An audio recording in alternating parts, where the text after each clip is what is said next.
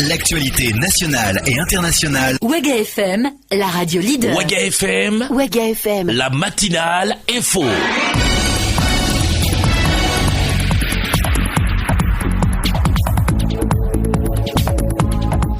Il est 7h à Ouagadougou. Nous sommes sous un temps plutôt clément avec néanmoins une température d'environ 31 degrés ici à Ouaga 2000. Mesdames, Messieurs, vous écoutez la radio Ouaga FM. Bienvenue au journal de 7h de ce jeudi 4 mai 2017. Les titres de l'actualité.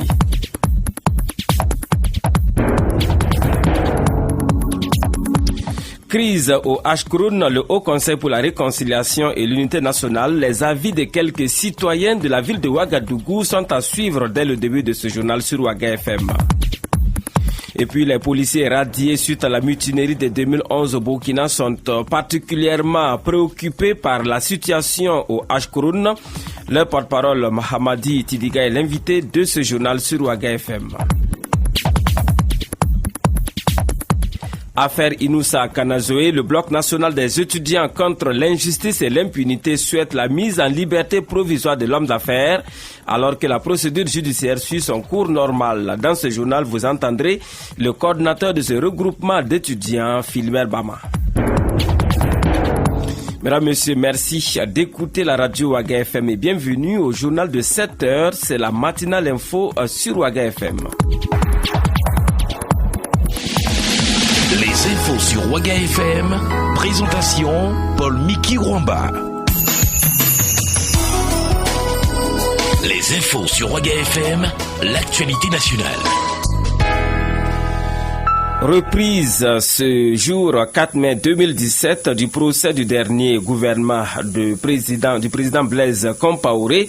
Ils sont poursuivis pour complicité de coups et blessures volontaires. Le procès ouvert le 27 avril dernier avait été renvoyé à aujourd'hui 4 mai 2017 à la demande du barreau burkinabé. Nos reporters sont déjà sur place au tribunal de grande instance de Ouagadougou. Plus de détails dans nos prochaines sessions de l'actualité.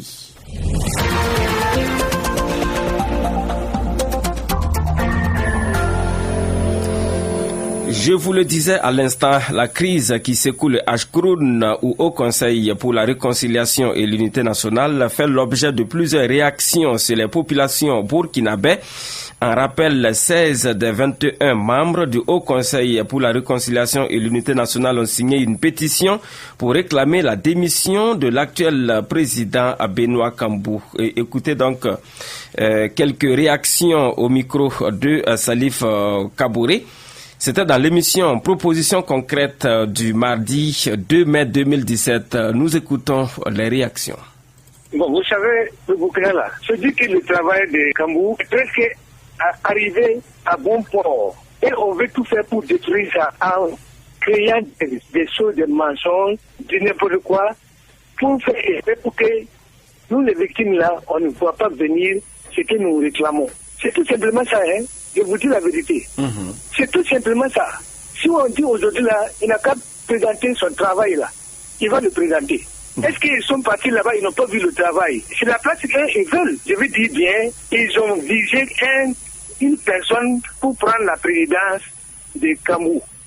Et ce type-là, quand il va venir, ils vont bouffer l'argent qu'on a alloué pour faire ce travail-là. C'est l'argent qu'on cherche à détourner. C'est tout.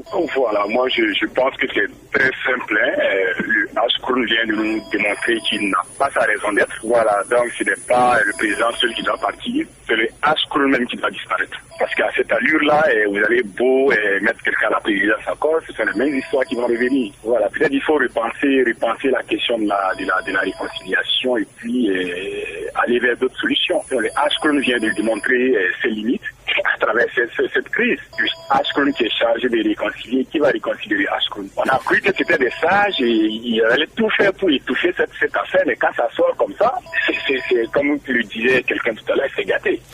Et voilà, c'était là les réactions de quelques auditeurs de Ouaga FM. C'était dans l'émission Proposition concrète qui vous est proposée tous les jours du lundi au vendredi dans l'après-midi avec Salif et Alexis.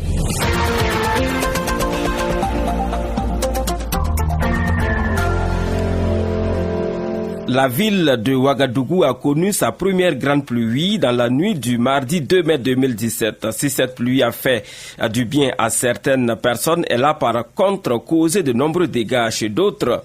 Une de nos équipes de reportage a rencontré quelques citoyens dans la ville de Ouagadougou qui ont été d'une façon ou d'une autre affectés par cette pluie. Et pour en savoir un peu plus, la synthèse des réactions avec Gérard Sanou et Aimé Sabadougou.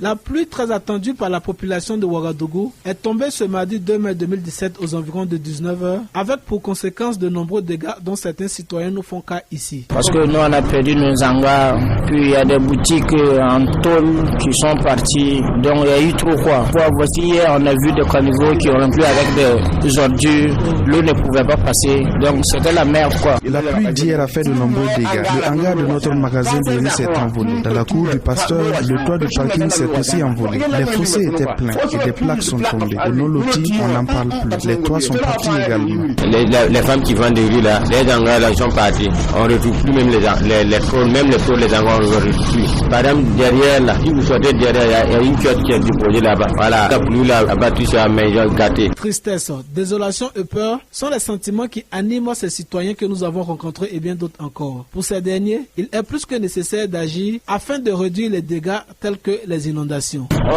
on pouvait demander au maire s'il pouvait avoir au niveau des caniveaux là, dire aux gens d'éviter de jeter les ordures sur les caniveaux pour qu'on évite les bouchements là quoi. Voilà, c'était tout ça simplement. Bon, selon moi, je voulais que les gens là qui pouvaient venir regarder au bord du goudron les caniveaux là. Voilà, il faut sortir des gens, on va vider les ordures. Parce que si on ne vide pas les ordures, l'eau ne pourra pas passer. Et si l'eau ne pourra pas passer, alors que dans le quartier, dans la cour des gens, il y a les eaux du choix là-bas. Si ces eaux n'arrivent pas à sortir, c'est ça qui va provoquer la tombe des maisons. La saison des pluies s'annonce à grands pas et les populations de Ouagadougou s'inquiètent. Elles dénoncent le fait que les ordures aient été laissées au bord des fossés lors de leur nettoyage. Pour elles, cela a contribué une fois de plus à remplir les fossés. Par ailleurs, elles interpellent les autorités politiques à prendre des mesures idoines afin de leur éviter le pire. Un compte rendu signé Aimé Sabadougou et Gérard Sanou. Je vous l'annonçais en titre de ce journal. Le Bloc national des étudiants contre l'injustice et l'impunité a donné sa lecture sur l'affaire Inoussa Kanazoé, du nom du PDG des entreprises Canis et Simfaso, ainsi que sur le procès du dernier gouvernement du Premier ministre Luc Adolphe Thiaw, qui reprend ce matin même au tribunal de grande instance de Ouagadougou. Et notre reporter Rosalie Konkobo a rencontré pour vous Fulbert Bama. Il est le coordinateur du Bloc national des étudiants contre l'injustice et l'impunité. Et voici pour vous la synthèse des réactions du coordinateur du mouvement. Le Bloc national des étudiants contre l'injustice et l'impunité, BNECI, plaide pour la liberté provisoire de l'homme d'affaires Inoussa Kanazoé tout en poursuivant les procédures judiciaires. Selon le coordonnateur du BNECI, mettre les entreprises du PDG de Simfaso sous scellé reviendra à accroître le taux de chômage au Burkina Faso qui est déjà très élevé. Fulbert Bama. Avant tout propos, nous tenons d'abord à saluer la promptitude avec laquelle la justice a eu à réagir sur cette affaire Inoussa Kanazoé qui a été dénoncée par notre organisation et certaines organisations de la société civile. Maintenant, pour ce qui est de cette affaire, en allant plus loin, vu le fait que les entreprises d'Inoussa Kanazoé sont pourvoyeuses d'environ 10 000 emplois, donc le fait de sceller ces locaux est un manque à gagner pour l'État parce qu'il ne pourra pas payer les impôts. Aussi, vu le fait qu'il y a un taux élevé de chômage, ça contribuerait plutôt à engendrer une certaine crise. Maintenant, pour nous, l'État gagnerait plutôt à lui faire payer les surfacturations qu'il a eu à faire. Le Bloc s'est également prononcé sur le procès de l'ancien gouvernement de Luc Adolphe Thiaw. Fulbert Bama. Étant attaché aux valeurs de vérité, de justice et de réconciliation, qui sont des valeurs cardinales non négociables et dont le peuple est en quête permanente, notre organisation tient à saluer l'ouverture de ce procès dans un contexte de réconciliation nationale. Par ailleurs, elle lance un appel afin d'attirer l'attention de l'opinion nationale et internationale sur la composition des membres de la Haute Cour de justice. Car dans ce bureau, il figure des bourreaux de l'ex-régime. Pour nous, cela y va de la crédibilité même du procès qui aura lieu. Si nous allons par exemple sur Juliette Bonkougou, en tant que députée CDP, nous savons le rôle qu'elle a joué dans l'ex-gouvernement. Et quand nous allons un peu plus loin avec Mathieu Ouedraogo, qui était au niveau de l'ADF-RDA, nous savons le rôle qu'il a également joué. Est-ce que ces personnes-là peuvent juger le gouvernement de l'ex Premier ministre Luc Adoftiao. Le Bloc national des étudiants contre l'injustice et l'impunité estime que la justice doit creuser pour débusquer tous les commanditaires et les exécutants lors des événements des 30 et 31 octobre 2014.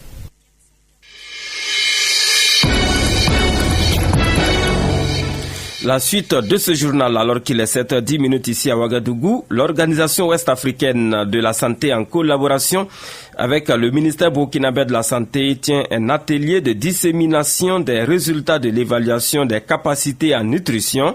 L'ouverture des travaux est intervenue hier mercredi 3 mai 2017 ici à Ouagadougou. 15 pays de l'Afrique de l'Ouest participent à cette rencontre sous-régionale dont le point nous est proposé ici par Ella Marie-Estelle Guébri.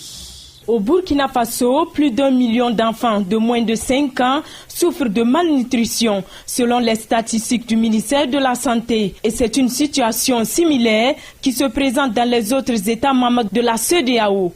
Pour évaluer les capacités en nutrition, l'Organisation ouest-africaine de la santé, OAS, a conduit une étude dont les résultats ont fait l'objet d'un atelier de dissémination ouvert ce mercredi 3 mai 2017 à Ouagadougou. Dr Laurent Assogba, directeur général adjoint de l'OAS. Nous allons partager les résultats avec tous les 15 pays de la CEDEAO, leur montrer les insuffisances dans chaque pays. Nous sommes aussi avec les professeurs, ceux qui enseignent la nutrition au niveau des universités et autres, pour voir comment faire, pour revoir un peu le curricula de formation. Est-ce que c'est adapté ou pas, et essayer d'améliorer et mettre ensemble ce que nous voulons appeler un centre d'excellence en matière de nutrition. Et c'est ce centre qui sera notre repère pour que nous puissions améliorer la situation au niveau de la sous-région. La rencontre est prévue pour durer 2 jours. 2 jours au terme desquels les professionnels de la santé et les partenaires techniques et financiers vont harmoniser leur stratégie pour réduire l'impact de la malnutrition sur la croissance normale des enfants. Le ministère burkinabé de la Santé est partie prenante aux travaux de cet atelier. Hugues Landrien, directeur de cabinet du ministre de la Santé, présente ici les résultats attendus. À l'instar des autres pays de la sous-région, nous avons des chiffres, bien sûr, en deçà de nos attentes. C'est pour cela d'ailleurs que cet atelier est le bienvenu et qui va permettre d'harmoniser les offres de formation en Afrique de l'Ouest. Vous n'êtes pas sans savoir que les pays membres de la CEDEAO ont exprimé réellement un besoin de formation, bien sûr, en matière de nutrition. Voilà. Et c'est pour ça d'ailleurs que l'Organisation ouest-africaine de la santé a organisé cette étude en vue d'harmoniser les offres de formation, en vue de permettre aux pays membres de mieux juguler cette problématique, la malnutrition. Cet atelier sous-régional de dissémination des résultats de l'évaluation des capacités en nutrition regroupe des participants venus des 15 États membres de l'OAS. Cette organisation, fondée par la CEDEAO, spécialisée en santé, est basée à Bobo-Dioulasso. C'est un compte rendu signé Ella Marie-Estelle Guébri. Mesdames, Messieurs, il est 7h13 à Ouagadougou. Vous écoutez la matinale info sur Ouaga FM. À présent, c'est l'heure de l'actualité sportive de cette édition. Et c'est tout de suite. Les infos sur Ouaga FM, la page sport. Et pour la page sport de ce journal, je reçois pour vous Salif Kabouré. Bonjour. Bonjour Paul Miki Rwamba. Bonjour à toutes et à tous et bienvenue du sport, du football avec l'international gardien des étalons du Burkina Faso, Hervé Kwaku Kofi. Vous rappelez qui évolue actuellement avec les jaunes et noirs à la SEC Mimosa en Côte d'Ivoire. Lui jouera la saison prochaine en France avec l'Île Olympique Sporting Club. Un transfert que se félicite le journaliste chargé de communication à la Fédération burkinabé de football, Alexandre Rwamba Legrand, qui nous a rendu une visite de courtoisie hier dans le locaux de Ouaga FM. Écoutez-le. C'est avec un grand plaisir que nous avons appris justement la signature de ce contrat à Lille. C'est un contrat tout mérité pour ce jeune gardien, pour qui l'a suivi tout au long de la CAN, nous qui étions à côté de lui, sur le terrain, hors du terrain, à l'hôtel. C'est un garçon qui mérite bien ce clin d'œil du championnat de la Ligue 1 française. Je dis que c'est un garçon qui a de l'avenir. Le championnat français est une belle étape pour lui, une occasion pour lui de se lancer véritablement. Pour un professionnel, il a besoin d'un championnat médiatisé, d'un championnat qui le mette en valeur. C'est vrai qu'il va aller retrouver un de ses aînés au niveau des buts. C'est un enfant très discipliné qui veut apprendre parce qu'il est très patient et je crois qu'aux côtés de ce gardien de but expérimenté, il pourra apprendre beaucoup de choses et attendre son occasion, son heure. S'il a la chance d'être titularisé un jour, qu'il puisse saisir cette chance-là. Vous voyez, même au sein des étalons, il a patienté pendant que Daouda Diakité était dans les buts. Il n'a pas forcé, il a attendu son heure. Et dès qu'il a eu cette occasion de saisir sa chance, vous l'avez suivi, vous l'avez constaté, il ne l'a plus jamais lâché. Il suffit simplement de ne pas baisser les bras, de bosser dur, de ne pas s'inquiéter, de ne pas se décourager, même si pendant 1, 2, 3, 4 matchs, il n'est pas classé. C'est une étape très importante pour lui, pour sa carrière. Il est encore très jeune, 20 ans, il a l'avenir devant. Hervé Kwaku Kofi arrive dans un club où évolue déjà un autre grand gardien africain, le Nigérian Vincent Enyama, qui a passé plusieurs saisons. Pour Alexandre Rwamba, le jeune gardien burkinabé, pourra bénéficier de l'expérience déjà acquise de Vincent Enyama et pour cela, il doit être patient. Écoutez-le. L'expérience de ce gardien de but nigérien par rapport à la jeunesse biologique footballistique de Hervé Kwaku, c'est une concurrence saine. Lille, certainement, je ne suis pas dans les secrets, peut-être que Lille est en train de préparer l'après Enyama. Exactement. Et Kwaku est leur pion essentiel pour la relève. C'est pour cela que je parle de patience. Autant il a été patient au niveau de l'équipe nationale du Burkina Faso, les étalons, autant il faudra qu'il soit patient au niveau de Lille. On ne sait jamais. Si l'un ou l'autre jour, l'entraîneur venait à lui confier tout de suite une responsabilité, qu'il la saisisse. Et le connaissant, je sais que s'il a cette petite chance, il va la conserver. Des propos recueillis dans les locaux de Ouaga FM par Franck Aracide Jefa. Volleyball à présent. La Ligue du Centre de Volleyball organise le samedi prochain une compétition à l'endroit des petites catégories. Il faut préciser que des responsables de la Fédération burkinabé de volleyball ou de la Ligue du Centre de Volleyball ont été reçus hier dans l'émission Sportissimo par Franck Aracide Jefa. Nous allons écouter à présent les réactions, celle d'abord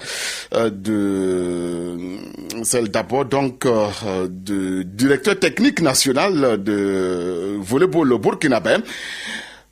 Écoutez-le au micro de Franck Aracide Jefa. C'est sûrement cette activité-là qui va nous permettre de débuter nos activités au niveau de la relève. Nous avons des cadets, des minimes, des cadets, des juniors. Mais pour cette activité, nous mettons l'accent sur les minimes parce que ça va nous permettre d'asseoir une base de données, de voir quel est le nombre de minimes dont nous disposons dans la Ligue du Centre, quelles sont les tailles, quels sont les gabarits dont nous avons besoin et ça nous permet de détecter déjà ceux sur qui nous pouvons compter demain. Donc c'est pourquoi nous avons essayé au maximum d'élargir le nombre de ceux que nous allons avoir en vue de prendre des informations sur les jeunes que nous avons au niveau du volley, toute chose qui va nous permettre de détecter des plus jeunes parce que nous sommes une nouvelle ligue qui vient de commencer. Donc nous nous sommes dit que c'est très utile pour nous de commencer par la base, notamment les minimes, et qui va nous permettre de les accompagner dans 4 ans et nous verrons quelle est la relève qui va nous être utile d'ici la fin de notre mandat. Il s'agissait plutôt du président de la Ligue du Centre de Volleyball, Lassina Traoré,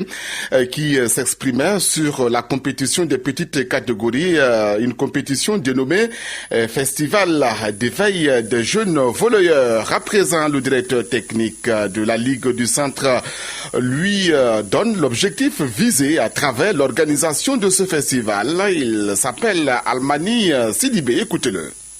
Le festival d'éveil des jeunes voleurs, c'est une opportunité que nous donnons à la plus petite catégorie de notre discipline de pouvoir s'exprimer. Et à partir donc de cet événement, nous aurons l'occasion maintenant de les réorganiser, c'est-à-dire au cours de la saison, comment en tout cas les faire évoluer dans différentes compétitions en fonction de leurs différentes catégories. Mais le festival éveil du jeune voleur, c'est du sport, mais il n'y a pas que du sport parce que nous avons aussi pensé que la jeunesse a besoin d'éducation dans la circulation routière. Donc à cet événement, nous allons essayer d'approcher des professionnels en la matière qui va venir à nos temps morts pouvoir donner en tout cas des conseils parce que la circulation routière est un problème aujourd'hui dans la ville de Ouaga et nous pensons faire œuvre utile donc en joignant au sport cette occasion pour apprendre à se comporter dans la circulation. Ça regroupe au moins 3 catégories, les minimes, les cadets, les juniors.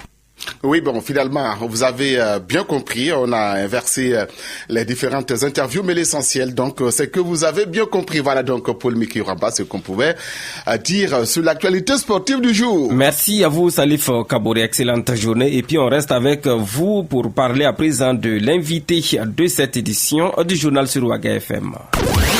Ouaga FM, l'invité du journal. Eh bien, notre invité du jour est le porte-parole des policiers radiés en 2012 suite à la mutinerie de 2011 au Burkina Faso. Dans l'entretien que je vous propose, l'invité du jour parle de la crise qui frappe actuellement le Ashkroun. Le Ashkroun, comme vous le savez, les policiers radiés qui comptaient beaucoup pour le Ashkroun pour régler leur crise. Mahamadi Tidiga est au micro de Salif Kabouré. Il est l'invité de cette édition. À nous l'écoutons. Monsieur Mamadou Tidiga, bonjour. Bonjour. Vous êtes le porte-parole des 136 policiers révoqués en 2012. Comment vous vivez la situation qui prévaut aujourd'hui au Ashkroun, le Haut Conseil pour la réconciliation et l'unité nationale? Bonjour et merci encore aux auditeurs. Disons que la situation qui prévaut actuellement au sein du Ashkroun, l'unité qui est chargée de réconcilier les fils et filles du Burkina Faso se retrouve aujourd'hui être épinglée par, disons, les acteurs même de cette institution. Aujourd'hui, ça nous met vraiment dans une situation de critique, à savoir qu'au sein même du Ashkroun, ça ne va pas. Disons, en plus de notre dossier, le Ashkroun dispose de plus de 5000 et quelques dossiers, 5000 et quelques dossiers en son sein, et qu'on se retrouve que déjà le Ashkroun a plus d'une année et quelques de vie, et il n'y a rien à l'horizon. Nous pensons que déjà le Ashkroun devrait tout faire, tout mettre en œuvre pour rentrer dans l'histoire par une très grande porte. Mais aujourd'hui, on trouve que non, ce n'est pas le cas. Le Ashkroun se retrouve même avoir même des problèmes même en son sein que de trouver des solutions aux problèmes des Burkinabés. On dit que c'est le Haut Conseil pour la réconciliation et l'unité nationale. Vous avez déposé vos dossiers. Dans quel but? Nous, notre dossier se retrouve au niveau du Haut Conseil de la réconciliation et de l'unité nationale. Bon, c'est dit que le dossier de mutinerie, ça s'est passé entre nous et nos patrons d'alors, mais il se trouve que le dossier a été classé pour être réconcilié. Mais nous avions eu espoir carrément parce que c'est le Ashkroun qui devrait quand même s'attirer sur ce dossier.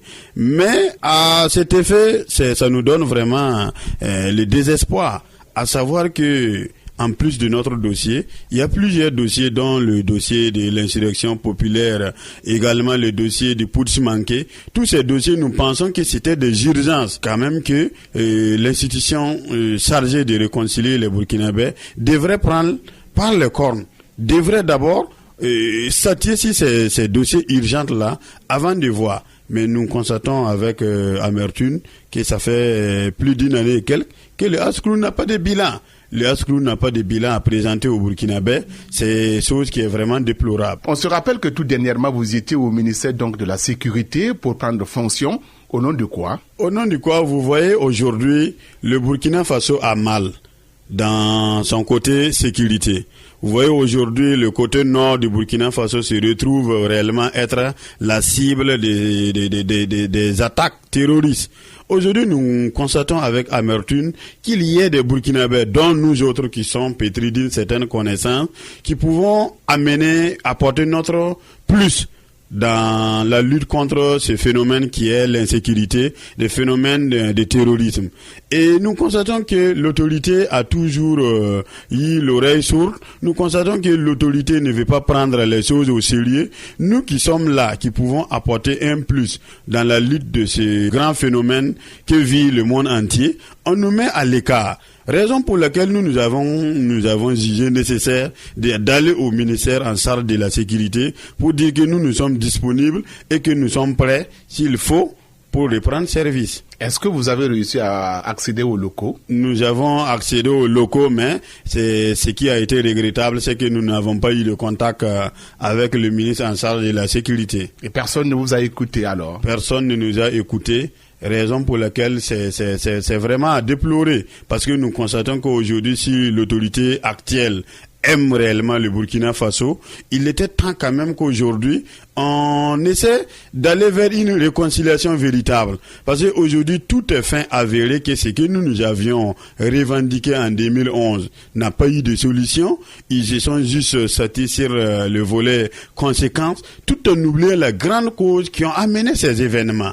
Aujourd'hui, les choses reviennent encore de surface. Et les gens ont compris qu'est-ce qui était réellement à la base des événements de 2011.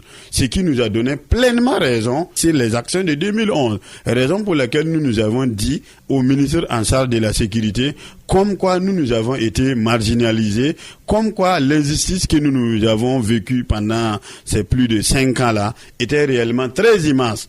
Et que la colère, en tout cas, grimpait. La colère grimpe. Parce que nous savons justement que nous avions eu raison et que nous avons toujours raison. Mais c'est pour avoir dénoncé, pour avoir dit non à certains actes, pour avoir dit des choses telles qu'elles devraient se faire. Et se retrouver dans la rue, c'est quand même aller très loin. C'est quand même aller très loin dans les sanctions à notre endroit. À l'époque, qui était DG de la police? À l'époque, c'était le commissaire Sandopol qui était le DG de la police.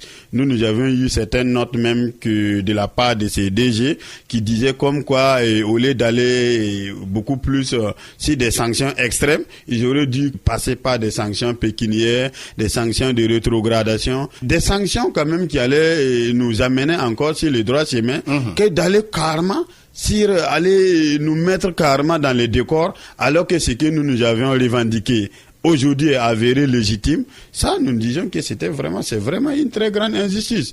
Parce que les patrons que nous avons dénoncés d'alors, ils n'ont pas été inquiétés. Ils n'ont pas vu dans l'air fait pourquoi ces éléments-là ont revendiqué le départ de ces chefs hiérarchiques. Il fallait que l'autorité d'alors puisse être bien regardant sur les faits et sur la base de certaines preuves que nous avions en son temps déposées. Aujourd'hui, certains acteurs avaient réussi ces preuves, se retrouvent à la retraite et ils disent avoir laissé ces preuves dont réclame tant le ministre en charge de la sécurité au sein même des locaux du ministère. Mais nous, on ne peut pas les voir. Mais c'est des choses qui ont été avérées, c'est des choses qui ont été vraies, des malversations, des signatures, des fausses signatures que nous avons reçues. Maintenant, si aujourd'hui le ministre se trouve à dire non, je veux des preuves. La preuve en est qu'aujourd'hui, pourquoi les CRS sont sortis manifester pour dire non par rapport à ce qui est sorti. De 17 500 francs comme frais de SP, on se retrouve aujourd'hui à 30 000 francs. Mais d'où est sorti l'argent pour qu'on puisse hausser ces prix? Voilà. Nous disons aujourd'hui que si l'autorité actuelle aime le pays, il est temps que les uns et les autres puissent regarder ensemble dans une même direction afin de travailler pour que le pays aille de l'avant. Monsieur Tidiga, je vous remercie. Merci beaucoup. Mahamadi Tidiga, il est le porte-parole des policiers radiés suite à la mutinerie de 2011 au Burkina Faso. Il était l'invité de cette édition du journal et répondait aux questions de Salif Kabouri.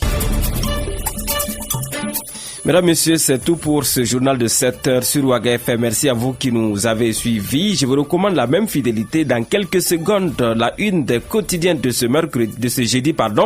Et à 7h45, présidentiel time, 8h, le retour des infos sur Ouaga FM. Merci de votre fidélité.